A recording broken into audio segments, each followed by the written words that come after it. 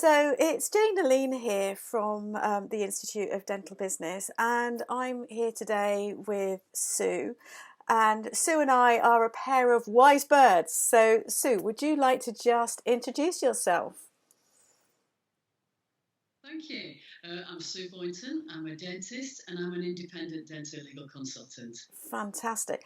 And for you that are watching this video, what we'd like you to do is just eavesdrop on our conversation and pick out some really helpful hints that you can use at the moment. So, Sue, as our first recording, I'm just really interested from your perspective. So, as a business coach, I'm looking at an awful lot of Facebook pages at the moment, and I'm still seeing, so for the record, it's the 31st of March, so just as everybody knows what the date stamp is, and I'm seeing messages from dentists that seem to be asking each other, are you still going into practice? Are you still doing your own emergencies? So, what's your perspective on the fact that dentists are asking each other on these, albeit private forums? Mm.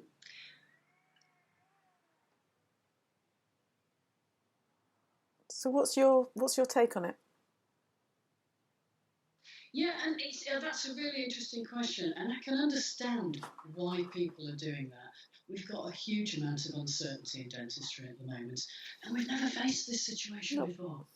In the past, we've looked back at previous situations, we look at evidence-based things, and of course we're not able to do that. We've got what has been unhelpful last week is advice coming out from the different CDOs at different times, and there's been a bit of variation in the advice as well. And when you get this uncertainty, it's absolutely natural that we get speculation, and people ask their colleagues and friends, what would you be doing in this situation? I think to avoid any misinformation and misunderstandings, there are three helpful places where people can go for up-to-date factual information. I'm saying to people, have a look at the BDA website. It's open to everybody. It's up to date and it covers all four nations. So have a look there. Have a look at the Faculty of General Dental Practice, FGDP. That's got up-to-date information and helpful links too. And I don't know if you saw it, just earlier on, there was information come out from SDCUP, the Scottish Dental Clinical Effectiveness Programme, and it's about dealing with acute conditions in the field of COVID-19. So that's phenomenally helpful to the practice. Now, I think people need to look at that, and they also need, if they're uncertain, to ask their indemnifier, because their indemnifier is the person who's going to have their back if anything gets challenged at a later date. But what we've also got to look at is people's mental health and well-being as well. What are you hearing about that, Jane? I'm hearing that people are very anxious, they're very worried, they're scared.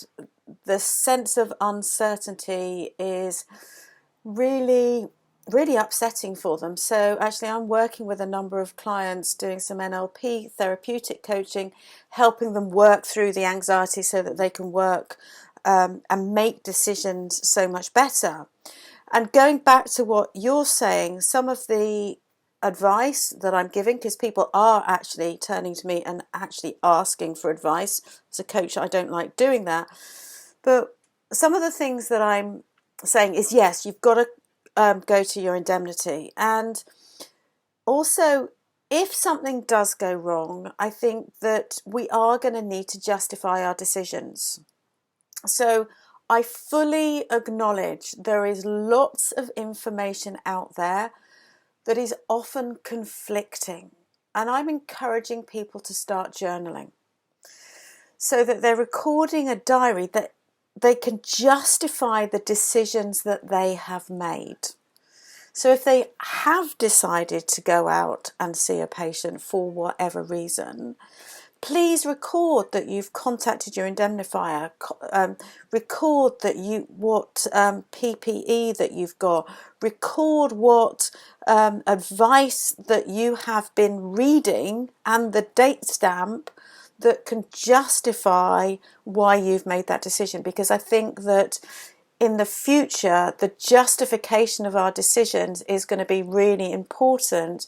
And in a time when things move very fast, we are never going to remember what information we were looking at each day. So yes, keep your information up to date and record it. And also, the other thing I'm suggesting is just turn off the noise. I know it's, for many people, there is a sense of security in going to a community, all those Facebook groups that are creating community. And I think on the one hand, that's really valid, but also I think it also risks stirring up unnecessary anxiety. So I would encourage people to turn the radio off. If you want to listen to the news, please just listen to it once, maybe twice a day. First thing in the morning, last thing or probably not last thing at night actually, not before you go to bed. But just limit the amount of stuff that's coming in so you can think more clearly. What are your thoughts about that?